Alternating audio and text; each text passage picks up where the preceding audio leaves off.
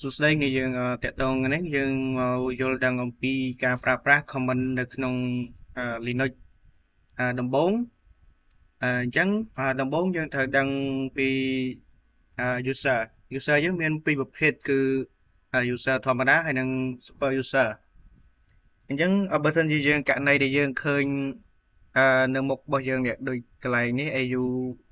3353នេះគឺនៅខាងមុខហ្នឹងគឺសញ្ញាដុល្លារហ្នឹងគឺមានថាន័យថាគឺជា user ធម្មតាគឺ user ហ្នឹងមិនអាចចូលទៅ add ឬក៏ remove ឬក៏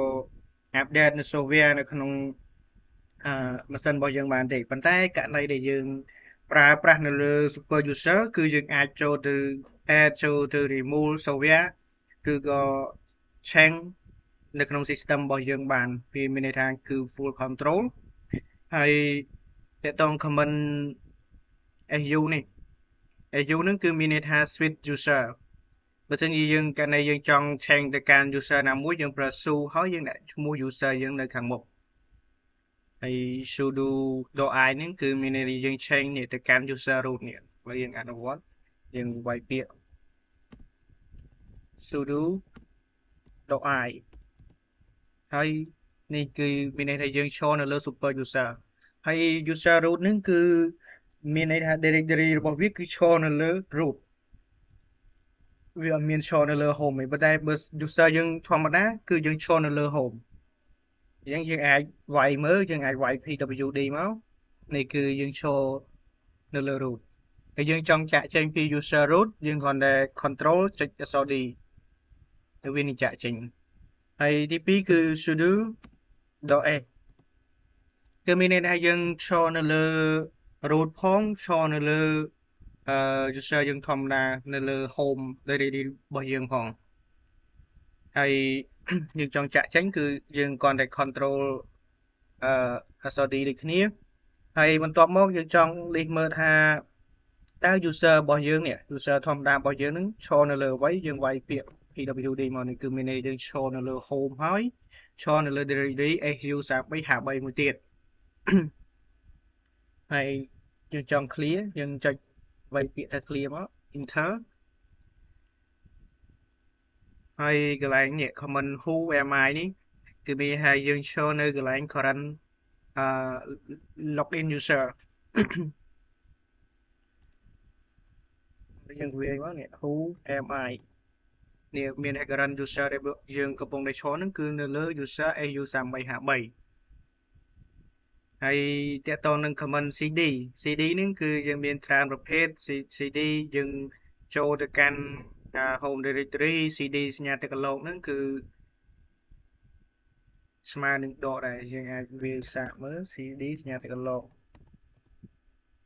នេះយើងចូលមកទឹកកន្លកហើយ cd សញ្ញាដកយើងលិះមើលយើងធ្វើ cd សញ្ញាដកយើងមានន័យស្មើនឹង comment pwd ដែរហើយ cd slash front slash ហ្នឹងគឺមានន័យថាយើងចូលទៅកាន់ directory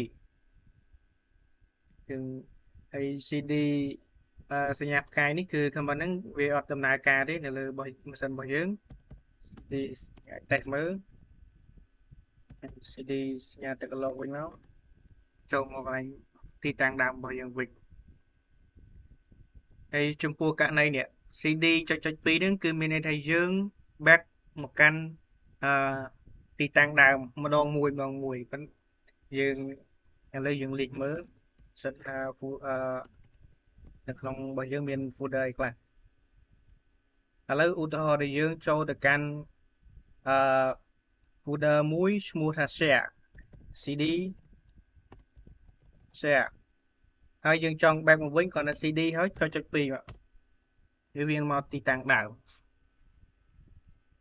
ហើយ comment ទី2គឺ cd ចុច2ហើយ front slash ហើយចុច2នេះគឺមានហេតុយើង back មកម្ដង2 directory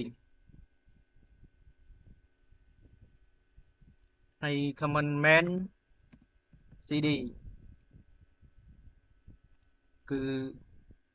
វាមានន័យថា we know manuals entry for cd ហើយ comment list មើលថា file របស់យើងមានអីខ្លះគឺយើងគ្រាន់តែប្រើប្រាស់ comment ls នេះមកវាមានfile របស់យើងមាននិយាយបុកអីអញ្ចឹង list មើលហើយ list ទាំងអស់គឺយើងអាចប្រើ ls ហើយ .al យើង list អញ្ចឹងវាខុសគ្នាអញ្ចឹងវានេះយើងអាចមើលចំនួនបាយចំនួនមេចំនួនអីបានយើងប្រើ comment list all ហើយចំពោះlist directory អាចមើលនៅក្នុងឥឡូវយើង ls share អត់មានអីទេហើយចំពោះការបង្កើត file directory គឺយើងប្រើ command mkdir ហើយយើងដាក់ឈ្មោះ file របស់យើងមកយើងដាក់អីគេឧទាហរណ៍ file យើងបើឈ្មោះ mylab ហើយ enter មកហើយយើងចុច ls/ នេះគឺ file របស់យើង mylab នេះគឺយើងបានបង្កើតមិញហើយវា load មកហើយយើងចង់ចូលទៅក្នុង file mylab របស់យើងហើយយើងប្រើ command torch ដើម្បីបង្កើត file ធម្មតាបើយើងប្រើ command mkd នេះគឺមានន័យយើងបង្កើត file directory គឺមានន័យថាយើងបង្កើត folder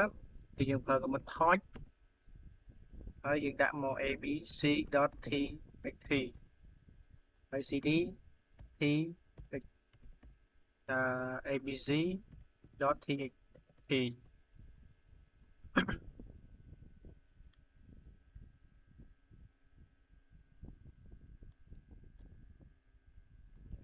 បាន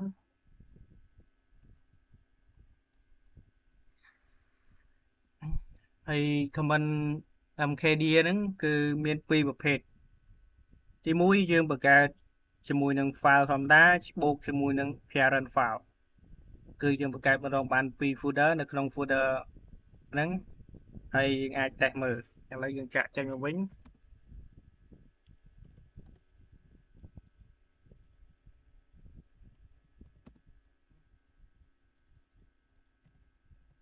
cd ចុច2ហើយយើងអាចបង្កើត ad យើងវាយពាក្យដក p មកហើយយើងដាក់ឈ្មោះ file របស់យើងដាក់ lab/line មក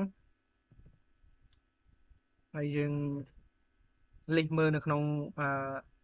cd របស់យើងនេះនៅក្នុងយើងចូលទៅ cd ចូលទៅ file lab របស់យើងគឺយើងនឹងឃើញមាន file line នៅក្នុងនឹងមួយ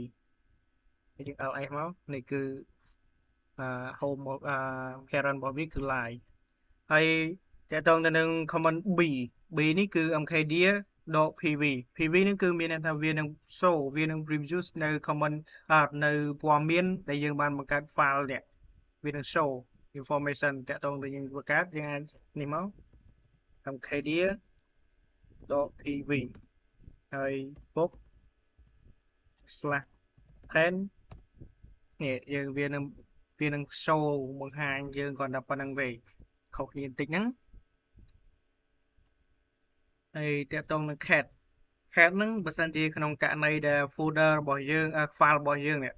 file របស់យើងមានអក្សរអីនៅក្នុងហ្នឹងវានឹង display វានឹងបង្ហាញ text ហ្នឹងនៅចេញមក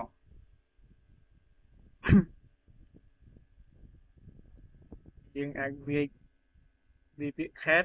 នៅក្នុង file abc របស់យើងហ្នឹងមានអីអត់នេះគឺ file របស់យើងវាដាក់ថា no strike file or directory គឺអត់មានអីទេនៅក្នុងហ្នឹងយើងអាច